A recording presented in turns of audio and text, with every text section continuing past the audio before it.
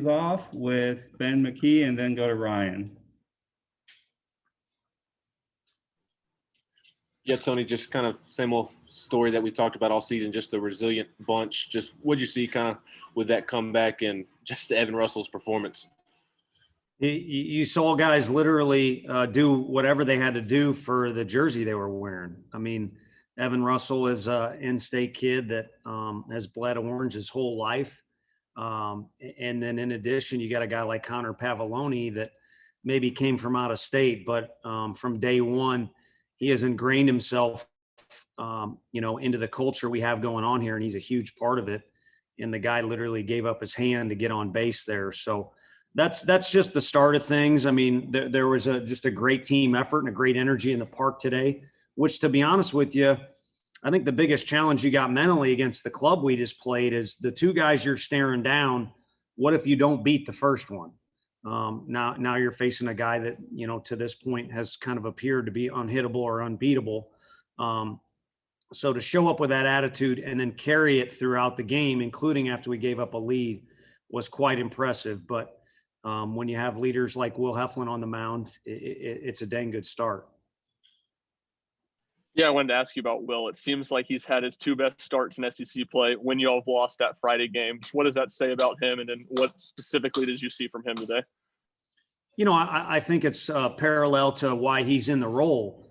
I mean, what you're looking for after you take one on the chin on a Friday night is the next day, some stability, some maturity, and some consistency, and also kind of knowing what you're going to get, all things kind of in those categories. And that's the reason he's in that spot. So it tends to show up on all days, but in particular when you need it most, like I said, after you take it on the chin. All right, we'll go to Mike next. Yeah, Tony, in terms of individual single game performances, where does this one stack up for Evan Russell, and what went through your mind and blood pressure in the eighth inning there when he hit that grand slam? He kind of shocked me. I mean, the ball wasn't carrying that great. Some of their hitters would, be frustrated by that, but also some of ours.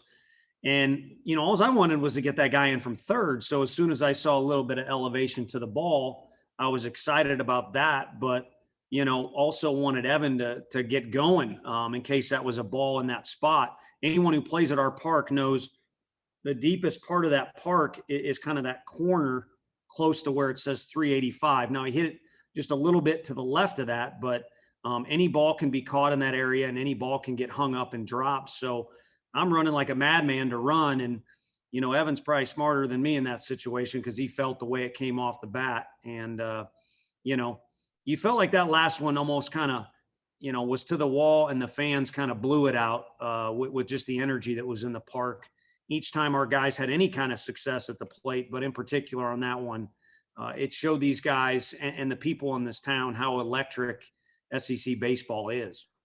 All right, we'll go to What allowed you guys to, sorry, Sean, what allowed you guys to have so much success against Jack Leiter today? I think the decision to come to the park without a defeatist attitude, it kind of falls back on what I said before, but once the game starts, if we're pulling hitters aside and saying, you got to do this, or you got to adjust that, it's a little bit too late. So I think a lot of it had to do with determination. Now, I don't want to sell our video and Coach Elander and staff short and our guys being locked into the message we gave them about the pitcher we were facing, because there was a lot of time put into that stuff. But I don't think you can execute any of that without the right mentality. And, going back to the top, maybe it was Ryan that said it, whoever it was, kind of same theme with this group. I mean, they stick together and they fight and they got some grit to them. And that kind of initiated being able to put some good at-bats against a guy who's going to be probably an all-star in the big leagues. All right, go to Wes. Tony, got a couple questions. First off, do you have any update on Connor? I know it's kind of fresh, but any update there at all? Yeah, the good fortune of our facilities here is we always brag about how compact everything is. So we're able to scoot them over there right away and get x-rayed. And Dr. Klink, who's really saved the whole athletic department trying to battle through this COVID thing, was put to work again. And I cannot speak for those guys. I can tell you Woody, our trainer, came up to me and said they did not see a fracture. So I think the safest thing to say is it's better than worst case scenario. And it's also not as bad as I or Connor thought it was. Of course, others too, initially. But that doesn't mean there's not a severity of pain, and maybe something got missed in that x-ray. So we'll just have to wait and see and get an official diagnosis from Dr. Klink and Jeff Wood, our trainer. And then we'll have a better estimate on when he'll be back, but he will be back. And when he does, it'll be fun because he's a great kid. I mean, obviously a good player, but he was awfully emotional about that deal. So it'll be fun when we get him back. And the second thing, baseball can be such an emotional game, and you hit those 2 home runs and then the 3 unearned runs, you go down 3-2 just at the snap of a finger. What did you see from your guys in that moment? Did you see them sink a little bit? Was there any concern there? I think, when you get punched in the gut, there's a sort of feeling where you're deflated and you're stunned for a minute. And you're not involved in the game if that doesn't happen on either side.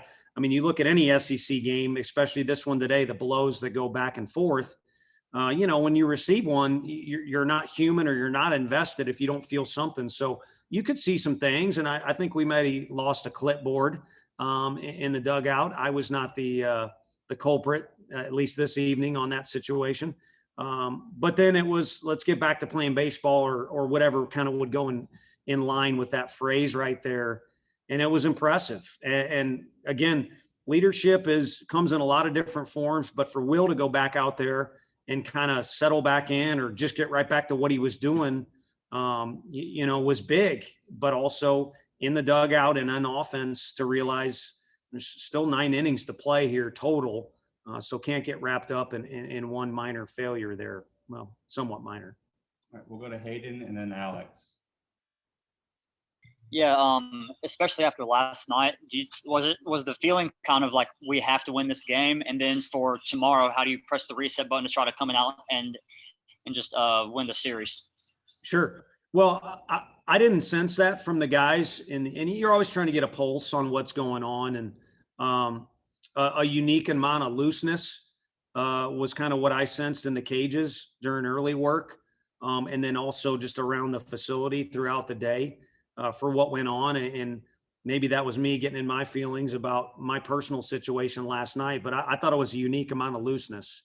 And, the crazy thing is you go throughout the year, you want to be focused and loose, but it's a delicate combination. And I didn't think there was any way they wouldn't be focused today, but relaxed was something they took upon themselves to do. And again, that kind of led into a lot of things that were done individually successfully on the field.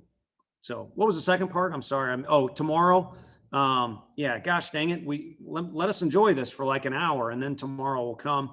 But I'm obviously being facetious, but tomorrow is a fresh day. So on Friday, we talked about, you have to reset and get ready for round 2. Round 2 is involved with round 1, but it's separate. And so you're not living right, in my opinion, if you're not saying the same thing about today. Yes, now we have the momentum or whatever you want to call it relating to your questions for tomorrow, but tomorrow is mutually exclusive from today, and our guys need to come to work with the right approach. And we talked about that briefly in the outfield as a group, what the right quote unquote approach is.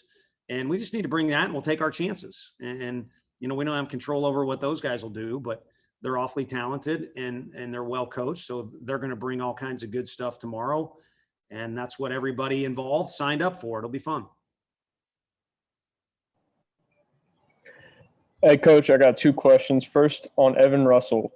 He's got 2 home runs against Jack Leiter tonight. It's a high-level prospect. Then he's got 2 home runs against Hill from LSU.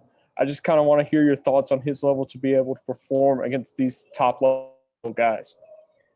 Yeah, it's nuts. And I'll take the easy way out and just talk about how he, hits in general. He's a guy that wants the big moment, first of all. So that ties into your little bit. He wants to be in that spot. And he was like that as a freshman. And he was a guy, too, who could have taken an easier route at a couple different colleges maybe, or just a different plan for himself individually. But he saw he wanted to be here, and he made it happen. And then when he got here, I got to be honest with you, wasn't a guy that stuck out to a new coaching staff right away that would either stick around for a long time or make a big impact. But he knew what he wanted to do, and he made it happen. So he's obviously strong now. I mean, he's completely transformed his frame with Coach Q, and he's an awfully strong sucker and in really good shape. But he's the type of kid that sees or recognizes or envisions what he wants to do, and then he just goes and does it. And sometimes it works out, sometimes it doesn't. But it is incredible how many times it has worked out for him. But going back to my original short answer, the guy's got an immense amount of passion for this place. And I just kind of find it ironic, a personal tangent, that Folke is the guy that threw out our first pitch today, because he kind of mirrors that deal that Heflin and Evan Russell have going on. And I'm elated that he's back playing with Coach Barnes next year. That's huge for us. But I like it even more that he's hanging around the baseball field today, because I'm a big karma guy. Call me crazy. I know his pitch was a ball, but his jump shot's a lot better than that. We kind of, had some karma going today, and he was a part of it, which was kind of fun. And then second question, you were saying earlier how facing against Leiter, a guy who seemed unbeatable, and for your team to be able to put 3 runs up on him today, he had only allowed 3 runs up to this point so far this season. Being able to, do fairly well at the plate, especially for guys struggling a bit like Pavoloni, to be able to take one deep on him. How big of a confidence boost do you think this is for the bats in the lineup? I think it benefits you in the long run. So let's say we lose today. I'm a big believer you get something out of every game you play as long as you're invested. And regardless of outcome, I think our guys now know that it's impossible for another team to throw better stuff at us. It might be something where someone could argue it's equal to Rocker or Leiter, but I just don't see it. And, it's really challenging for those 2 kids to bring their best every time out because they're big names now, but also they're back-to-back. So law of percentages say, you're not going to have 2 guys back-to-back every weekend be completely on, but they've kind of done that. And in my opinion, we got a Kumar that remembered that we had some success against him as a freshman, and that he didn't have success against Georgia, and he brought it. It was something else. And then Leiter, while we did a great job, I mean, when they got that lead, he turned into a different animal out there on the mound. And so I think we saw some of his best stuff.